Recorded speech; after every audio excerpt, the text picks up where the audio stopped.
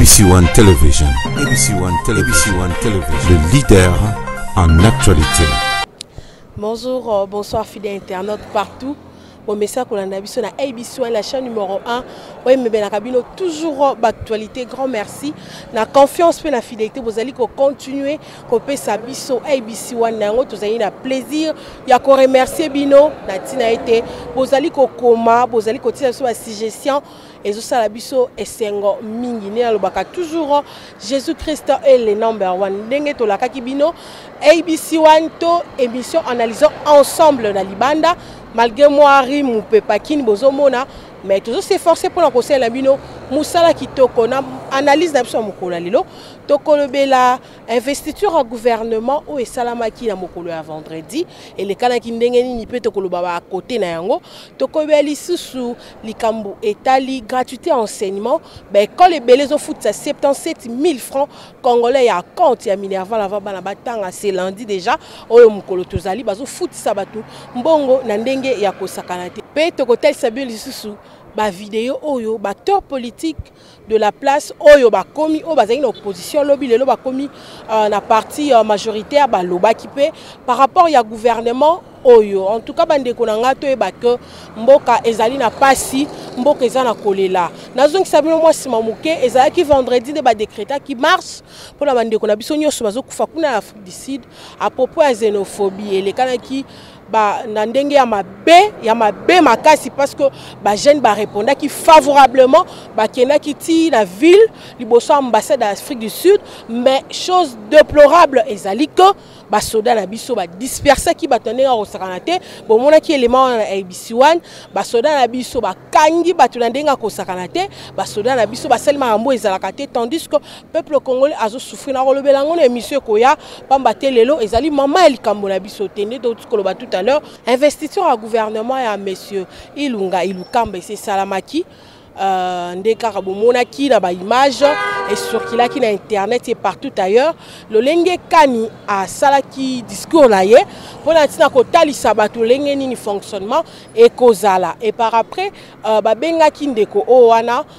bomona ki na bilili pour asala motion to ya pour na critiquer te mais et les kana ki na nenga mabe makasi makambu bazo sala tolo bakaka que bazo sala eloko te poko lo bako sala eza mabe makasi théâtre bazo sala ezali ko memba bango na perdiction donc tolo baki que gouvernement auto régime oyo ezali na oka suite ya régime ya Kabila pona nini na Assemblée nationale na lobaka toujours bango batondali à parlement na Sénat etc batondani ebele na yango bazo luka basa la continuité à mukambi na bango continuité na ndenge nini bazali na bango ko exécuter kaka suite et fin ya processus ya makambasi babandaki botala bino moko na image to ko proposer mieux tout à l'heure le lenge kani ba député to bande ko na biso y compris de ko Eliezer azo déplorer makambo ya mabe oyo te ko sala ba pesi bango ba document mususu pona tina ko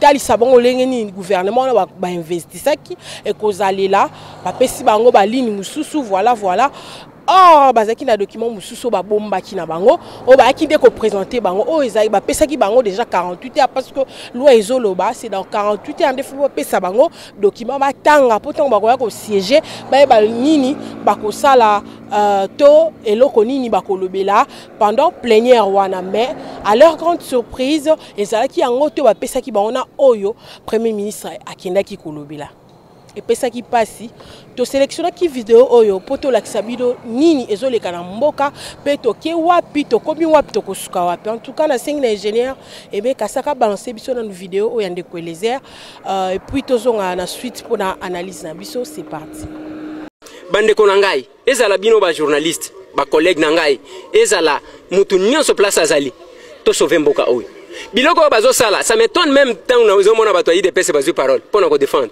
bazo travailler contre Félix c'est parce que bako sungaye jamais pour qu'il réussir bako sala tout pour qu'il a échoué comme ça en 2023 bako yela biso soki nani batieli biso wana babandi ko talisa bino que opposition ça là eloko mon côté yango zomona bazo beta maboko pamba sinon avec ce qui se passe ici au comment bako yela lisu na budget même ya 6 milliards bato wana ba votate o ba noma parce que baza na contrat mon côté na population bako yamba yango soki ba yena 6 milliards bango baza 66 donc frais d'installation na bango kaka na frais de fonctionnement nyonso liba batu bakolela lela makambo yo to liate ekosila kate makambo wana ya classe ofele ekosimba pété parce que classe ofele zo 5 par an 2 milliards 500 pour na ke et kende malamu avec un budget de 6 milliards par exemple basoda boko pesa bango combien pour que bakene ko sala bitumba ainsi de suite c'est un discours vraiment démagogique bande konanga mokilizo mon peuple congolais na lobaki na bango boko ya ko beta mbuna pona nini parce que ya malonga pona bino ezate boko ya ko betela ba politiciens ka bolanda ka bango sim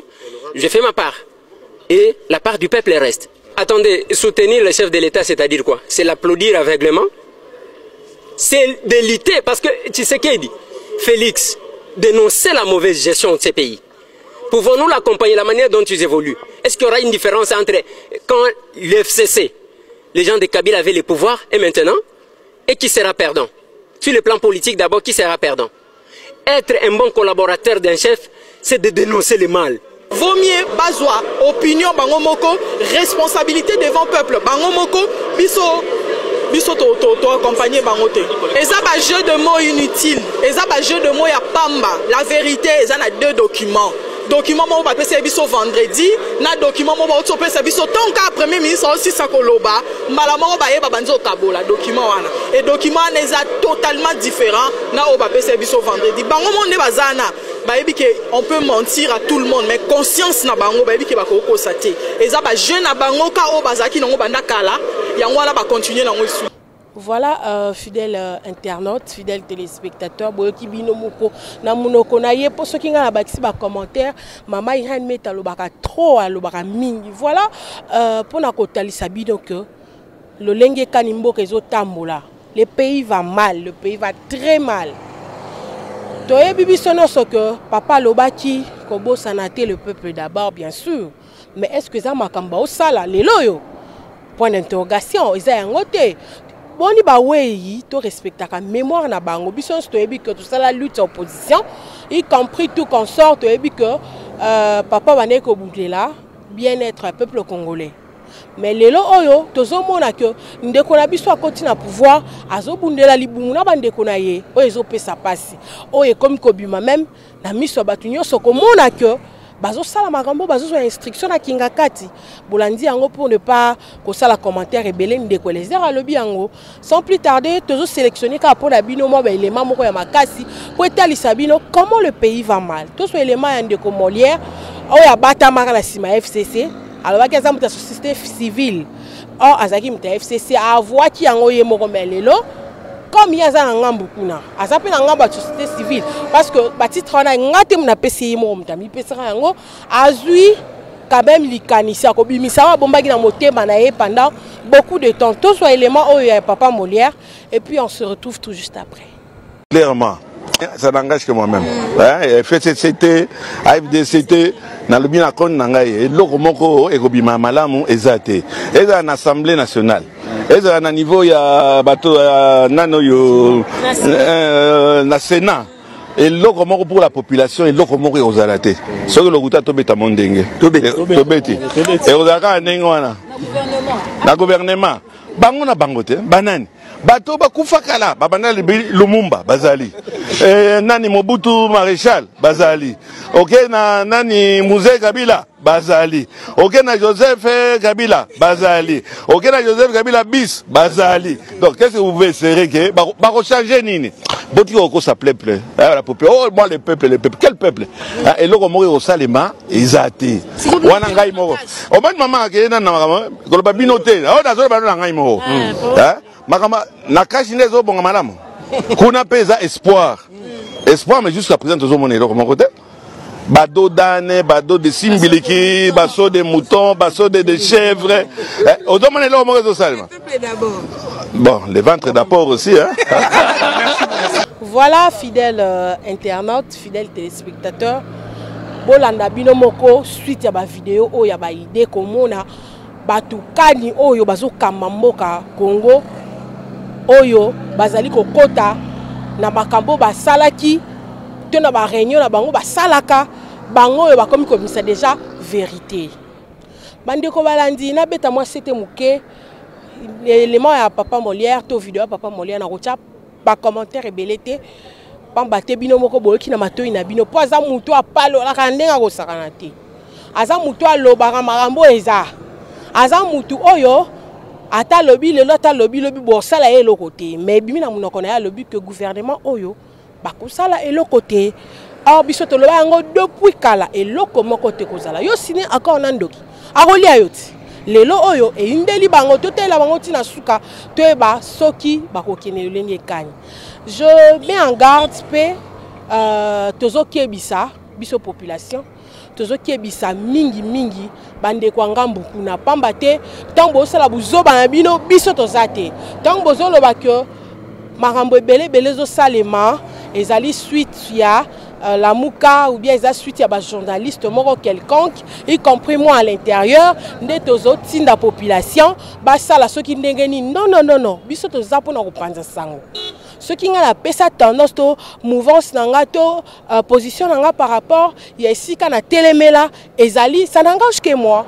Naza mutu naza ba consentement oui naza église au milieu du village ouais très bien mais quant à moi na soit position moro bo et l'obité que mutu na mutu natinda ye ponga na kokota na mutu abatu te natinda bango na boya na ngambu nanga na ko inciter population à la violence pourquoi na kotina bango ko semno makambu pourquoi je me garde en garde plutôt mutu nyonso oyo azo panza déjà sangre biso to na population na mabe tant bango ba sala mabe wana bazo bundana gauche droite biso toza te jusque là on n'a encore rien fait jusque là to bibi na nzela te to le côté mais ben nyonso ekwei na ngambu ya lamuka na yango bandeko balandi on ezali kaka deux vidéos to melaki bino pona kotalisa bino mboka eza na maladi mboka ezo simba te bomoni kaka nde ba jeune oyo ba se sensibiliser pour ba kene ko manifester contre la xénophobie ezo sala en Afrique du Sud ba kena ki ba répondre ki favorablement au CPI sa ki biso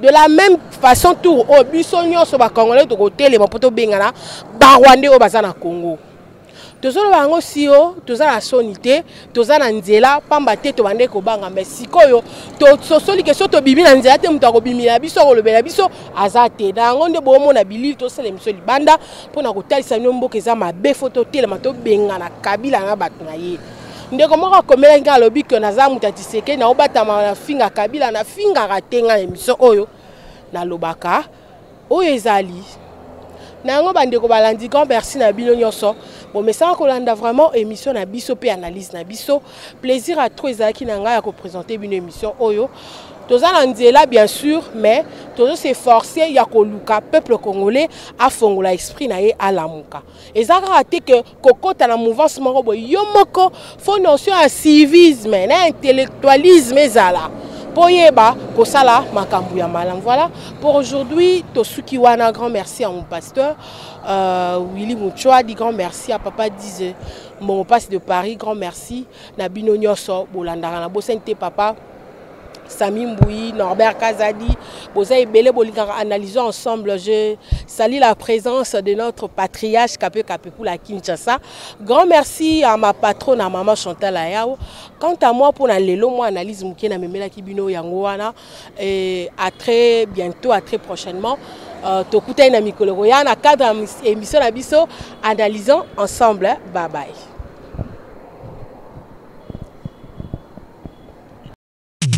ABC One Television. ABC One Television. ABC One Television. Le leader en actualité.